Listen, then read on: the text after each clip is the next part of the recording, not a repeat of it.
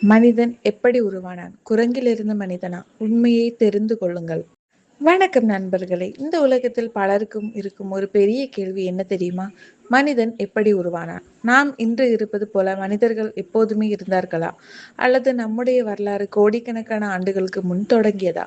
சிலர் சொல்வார்கள் மனிதன் குரங்கிலிருந்து வந்தான் என்று. மற்றவர்கள் அதற்கு எதிராக பேசுவார்கள். ஆனால் அறிவியல் உண்மையில் என்ன சொல்கிறது? இந்த வீடியோவில் மனிதன் உருவான கதை, பரிணாம வளர்ச்சி, பழைய மனித இனங்கள் மற்றும் இன்று இருக்கும் மனிதன் எப்படி வந்தான் என்பதை காண்போம்.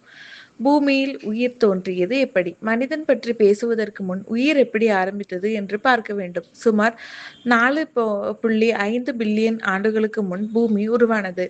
அந்த காலத்தில் பூமி மிகவும் சூடாக இருந்தது. எரிமலைகள், விஷவாயுக்கள், கடுமையான சூழல். ஆனால் கோடிக்கணக்கான ஆண்டுகளுக்கு பிறகு கடல்களில் சிறிய உயிரினங்கள் உருவானதாக அறிவியல் கூறுகிறது. அவை மிகவும் எளிய உயிர்கள், ஒரே செல் கொண்ட உயிரினங்கள். அங்கிருந்தே உயிர்களின் நீண்ட பயணம் ஆரம்பமானது. பரிணாம வளர்ச்சி என்றால் என்ன? அங்கே ஒரு முக்கியமான விஷயம் வருகிறது. பரிணாம வளர்ச்சி, எவல்யூஷன். அதன் அர்த்தம் என்ன? ஒரு உயிரினம் தன்னுடைய சூழலுக்கு ஏற்ப மெதுவாக மாற்றிக்கொண்டு பல தலைமுறைகளில் புதிய வடிவத்தை அடைவது. எடுத்துக்காட்டாக, ஒரு இடத்தில் உணவு கிடைக்க கடினமாக இருந்தால் அதற்கேற்ற உடல் அமைப்பு கொண்ட உயிர்கள் உயிர் வாழும். அந்த மாற்றங்கள் தலைமுறைகளுக்கு பரவும். இதுதான் எவல்யூஷன் என்ற அடிப்படை கருத்து. இதனால்தான் இன்று உலகத்தில் பல வகை உயிரினங்கள் இருக்கின்றன. மனிதன் குரங்கிலிருந்து வந்தானா? இப்போது முக்கியமான கேள்வி. மனிதன் குரங்கிலிருந்து வந்தானா? அறிவியல் சொல்வது இல்லை. மனிதன் இன்றைய குரங்கிலிருந்து வரவில்லை. மனிதனும் இன்றைய குரங்குகளும் மிகவும் பழைய ஒரு காமன் ஆன்சிஸ்டர் என்ற முன்னோடியை பகிர்ந்து கொண்டவை. அதாவது, ஒரு பெரிய குடும்ப மரத்தை நினைத்து பாருங்கள். ஒரு கிளையில் இன்று இருக்கும் குரங்குகள் வளர்ந்தன.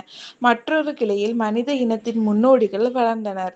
அதனால் குரங்கிலிருந்து மனிதன் என்ற வசனம் எளிமைப்படுத்தப்பட்ட விளக்கம் மட்டுமே. பழைய மனித இனங்கள். மனிதன் ஒரே நேரத்தில் உருவானவன் அல்ல. பல வகையான மனித இனங்கள் இருந்தன. ஆஸ்ட்ரலோபிடேகஸ் சுமார் 40 லட்சம் ஆண்டுகளுக்கு முன் இவர்கள் நேராக நடக்க ஆரம்பித்தனர். ஹோமோ ஹேபிலிஸ் கருவிகள் பயன்படுத்திய ஆரம்ப மனிதர்கள். ஹோமோ எரெக்டஸ் நெருப்பை பயன்படுத்தியதாக கருதப்படும் மனித இனம்.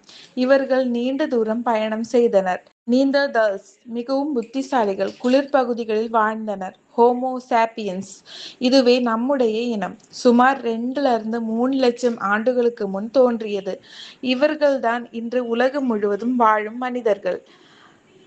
மனிதன் ஏன் தனித்துவமானவன்? ஒரு கேள்வி.